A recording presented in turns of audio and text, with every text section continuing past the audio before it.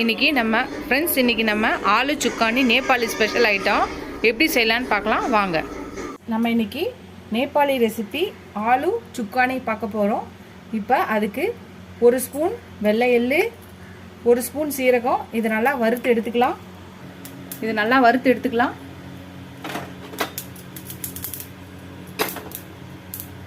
வறுத்தாச்சு. இப்போ எடுத்து பொடி பண்ணிக்கலாம்.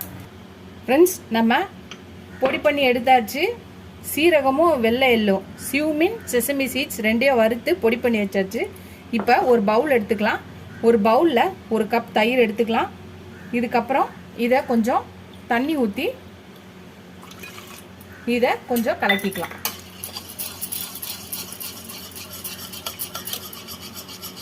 வேக வச்சு தோல் உரித்து கட் பண்ணி வச்சுருக்க உருளைக்கிழங்க இதில் போட்டுக்கலாம்.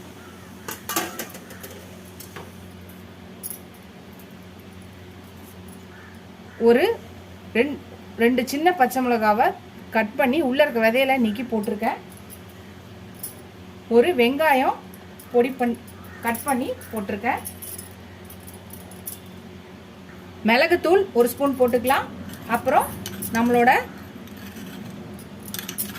சீரகமும் வெள்ளை எள்ளும் வறுத்து பொடி பண்ண தூளையும் போட்டுக்கலாம்.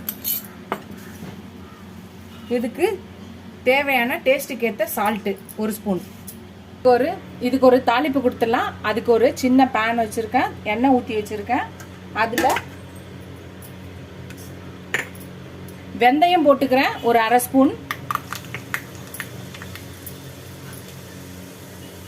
பச்சை மிளகா ஒன்று பொடியை அரிஞ்சு போட்டுக்கிறேன். மஞ்சத்தூள் 1/4 ஸ்பூன் போட்டுக்கிறேன். அடுப்பை நிறுத்திடலாம். இப்போ இதில் இதை ஊற்றிடலாம்.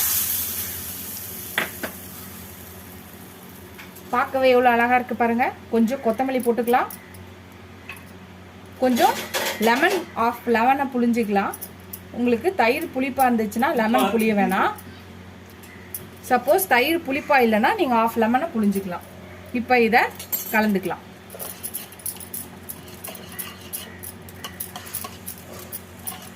அவ்வளோதான் ஃப்ரெண்ட்ஸ், நம்மளோட நேபாளி ஆலு சுக்கானி ரெடி ஆயிடுச்சு.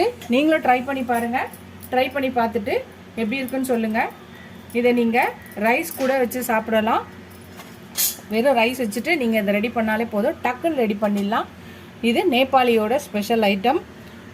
இந்த வீடியோ உங்களுக்கு பிடிச்சிருச்சுன்னா லைக் பண்ணுங்கள். உங்கள் ஃப்ரெண்ட்ஸ்க்கு என்னோடய சேனலை ஷேர் பண்ணி சப்ஸ்கிரைப் பண்ண சொல்லுங்கள். இந்த வீடியோவை உங்கள் ஃப்ரெண்ட்ஸ்க்கு ஷேர் பண்ணி ட்ரை பண்ணி பார்த்துட்டு எப்படி இருக்குன்னு சொல்லுங்கள்.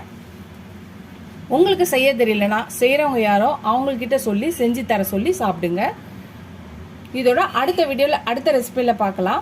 என் சேனலை ஃபஸ்ட் டைம் பார்க்குறீங்கன்னா சப்ஸ்கிரைப் பண்ணிட்டு பாருங்கள். நீங்கள் எவ்வளோக்கு சப்ஸ்கிரைப் பண்ணி லைக் பண்ணி கமெண்ட் பண்ணுறீங்களோ அவ்வளோக்கு என்கரேஜிங்காக இருக்கும். எனக்கு புது ரெசிபிஸ் போட ஹெல்ப்ஃபுல்லாக இருக்கும். Keep supporting my channel, keep வாட்சிங் மை ஃபுல் வீடியோஸ். இதோட அடுத்த வீடியோவில் அடுத்த ரெசிபியில் பார்க்கலாம். Tata bye bye friends.